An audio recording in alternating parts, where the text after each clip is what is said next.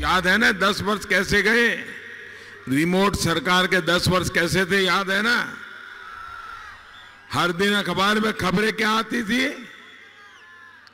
हर दिन घोटाले, घपले, फैसले न लेना। सरकार को भी दुनिया ने अच्छी तरह परखा है। आज दुनिया भारत को महाशक्ति के रूप में अनुभव कर रही है। तो बीते 5 वर्ष की आपकी मेहनत का परिणाम है। अब आपको तय करना है, जब इस बार आप वोट देने जाएंगे,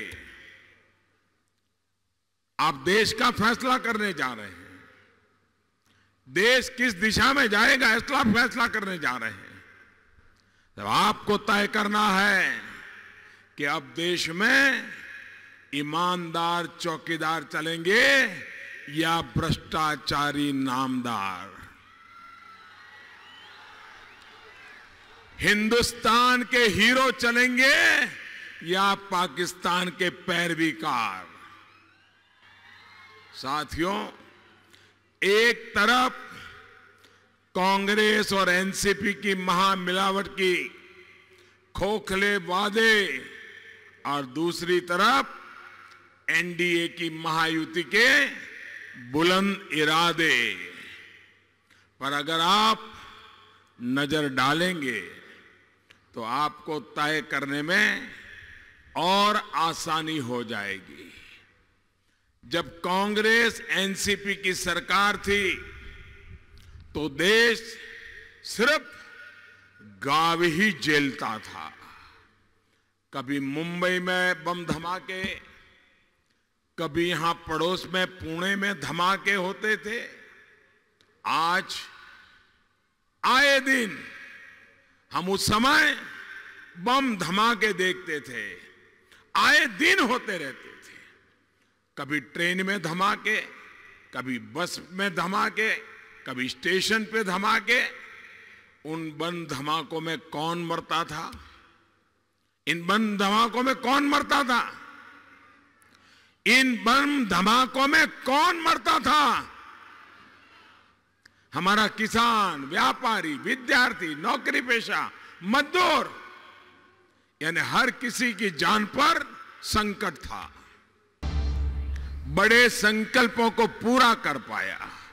साथियों, पिछले 5 सालों में महाराष्ट्र के लाखों गरीबों को अपने पक्के घर मिले, हर घर में बिजली मिली, घर घर में शौचालय बने और हमारी माता बहनों के मुझे विशेष आशीर्वाद है, ऐसे परिवारों में जो गैस के चूल्हे के लिए इंतजार करते थे, एलपीजी गैस का कनेक्शन भी मिल गया।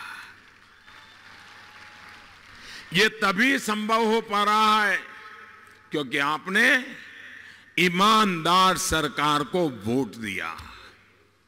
जो हमारे गुमंत समुदाय है, जैसे कि हमारा बंजारा समाज है, वो अलग अलग कारणों से एक स्थान से दूसरे स्थान आते जाते रहते हैं।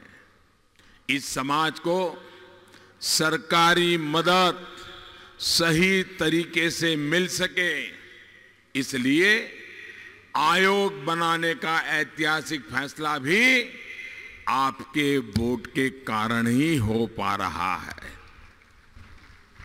आज स्वरोजगार के लिए करोड़ों युवा साथियों को अगर बैंक से बिना गारंटी का लोन मिल रहा है तो उसके पीछे भी आपका वोट है, आपके वोट की ताकत है।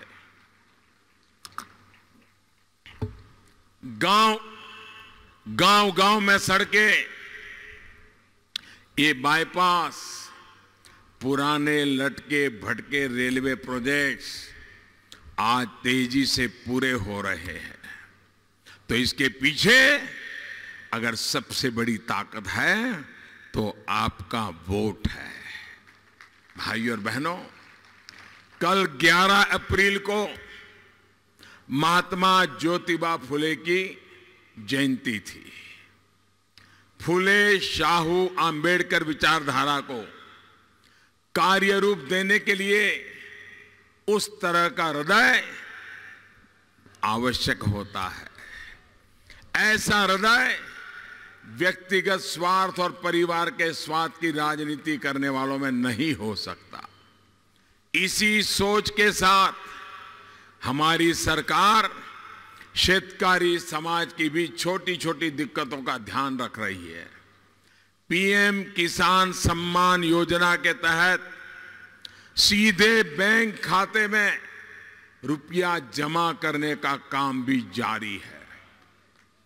लाखों परिवारों के खेतों में, उनके खाते के अंदर, ऐसे परिवारों के खाते के अंदर पैसा पहुंच चुका है और बाकियों को भी जल्द ही जल्द पैसा पहुंच जाएगा। साथियों, भाजपा एनडीए ने इस बार बड़े संकल्प लिए हैं। मई की 23 तारीख के बाद जब फिर मोदी सरकार आएगी, एक बार फिर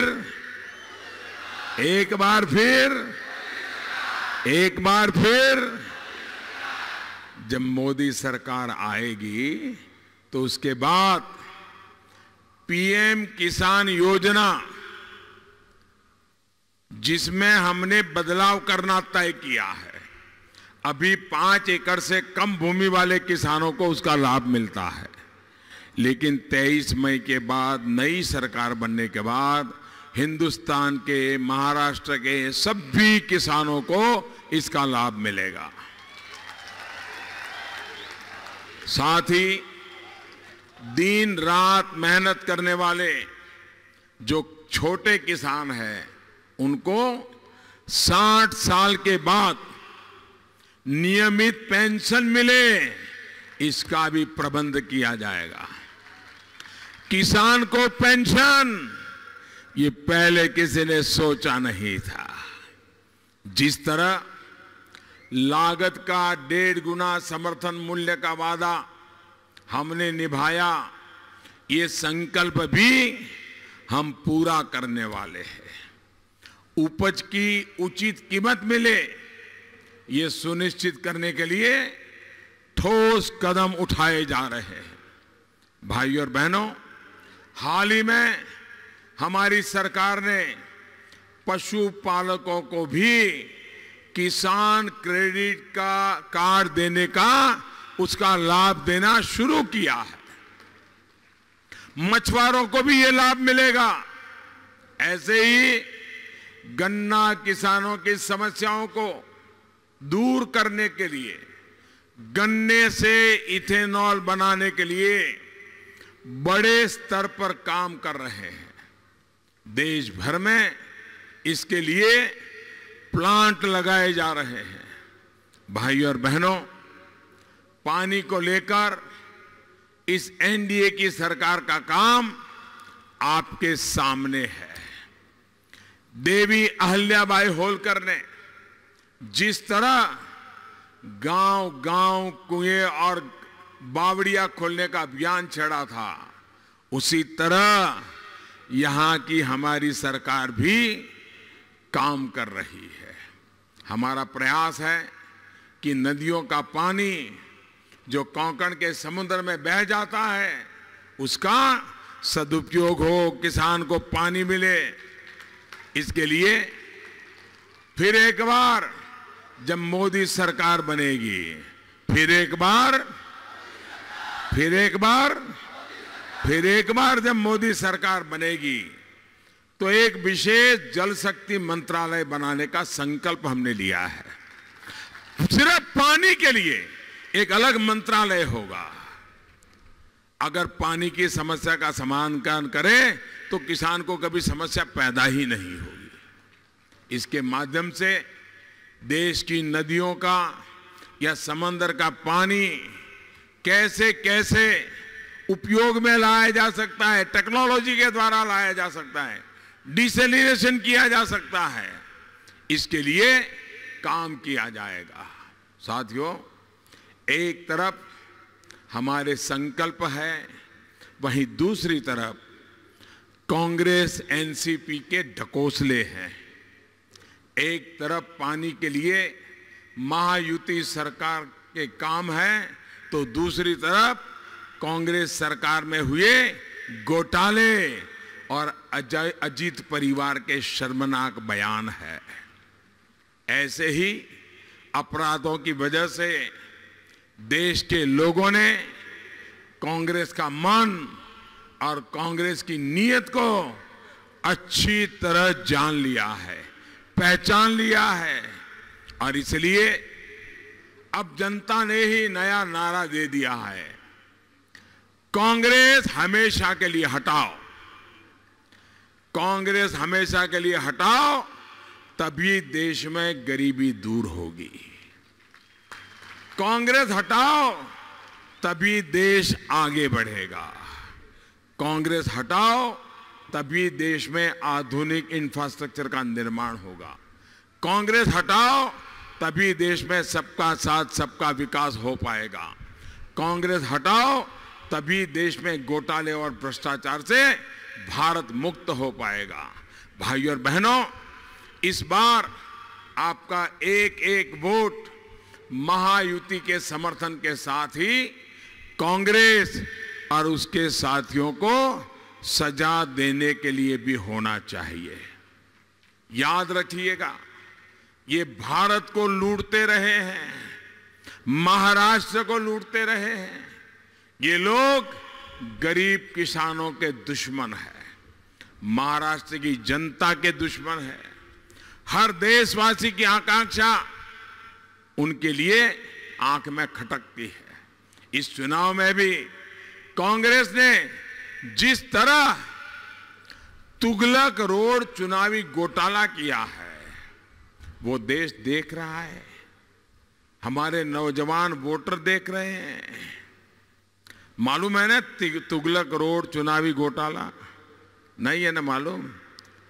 ऐसी बातें अखबार में जरा कम आती है, लेकिन टीवी पर आपने नोटों के बंडल देखे होंगे। तुगलक रोड ये दिल्ली के अंदर एक रोड है, उस पर एक बड़ा शानदार बंगला है, उसमें एक नेताजी रहते हैं, और वहां कैसे कैसे खेल खेले गए उसका कच्चा चिट्ठा निकल करके बाहर आए। और क्या है, मध्य प्रदेश से बोरे बोरे भर करके रुपये वहां आए, और जो पैसा गरीब बच्चों को कुपोषण से बचाने के लिए मध्य प्रदेश सरकार को भेजा गया था, वो पैसा लूटकर कांग्रेस चुनाव में लगा रही है। ऐसे भ्रष्टाचार को माफ करेंगे? क्या भ्रष्टाचार को सहन करेंगे? अभी तो मध्य प्रदेश की सरकार अभी बनी है, और इतने दिनों में उन्होंने बिल्कुल चारों तरफ से जमा करना शुरू कर दिया। उनकी आदत जाती नहीं है। दिल्ली के तुगलक रोड में बोरा भर भर के मिल रही नोटों की गड्डियां कांग्रेस की असली पहचान है। भाइयों बहनों, ये चौकीदार चौकन्ना है, ये चौकीदार ईमानदार है, और तभी तो इन चोरों को पकड़ पाया। भाइयों और बहनों, इतिहास साक्षी है कि भारत में स्वराज की परिकल्पना सबसे पहले छत्रपति शिवाजी महाराज ने की थी। मेरी आकांक्षा है कि स्वराज्य स्थापित करने के एनडीए के काम को आगे बढ़कर शिवाजी महाराज के सपनों को पूरा करने के लिए पूरी ताकत से जुट जाएं। महाराष्ट्र के सभी साथियों से मेरा आग्रह है कि केंद्र में मुझे मजबूत करने के लिए कमल के निशान पर बटन दबाइए। जहां हमारे महायुति के मेंबर लड़ रहे हैं, धनुष बाण उनके लिए बटन दबाइए। और जब आप कमल पे बटन दबाएंगे, धनुष पर बटन दबाएंगे, आप विश्वास रखिए वो वोट सीधा सीधा मोदी के खाते में जाएगा। आपका एक वोट इस चौकीदार को मजबूत करेगा, खोटी नीयत वालों को दूर करेगा। अब आप एक संकल्प लीजिए, मैं बोलूंगा उसके बाद आपको भी बोलना है। बोलेंगे? बोलेंगे? आपको बोलना है घर घर में चौकीदार। क्या बोलेंगे? घर घर में चौकीदार। बोलेंगे? पूरी ताकत से बोलेंगे, दोनों मुट्ठी बंद करके बोलेंगे। इधर वाले भी बोलेंगे, ये भी बोलेंगे, पीछे वाले भी बोलेंगे, ये मंच वाले भी बोलेंगे, सब बोलेंगे। भ्रष्टाचारियों होशियार, भ्रष्टाचारियों होशियार, भगोड़ों पर कानून की मार, बंद हुआ काला कारोबार, देशद्रोहियों पर कड़ा प्रहार, आतंक पर आखिरी बार, दुश्मन हो जा खबरदार, घुसपैठिए भागे सीमा पार, टूटेगी जात पात की दीवार, वंशवाद की होगी हार, दागदार पे भारी कामदार। बहुत बहुत धन्यवाद। मेरे साथ बोलिए भारत माता की।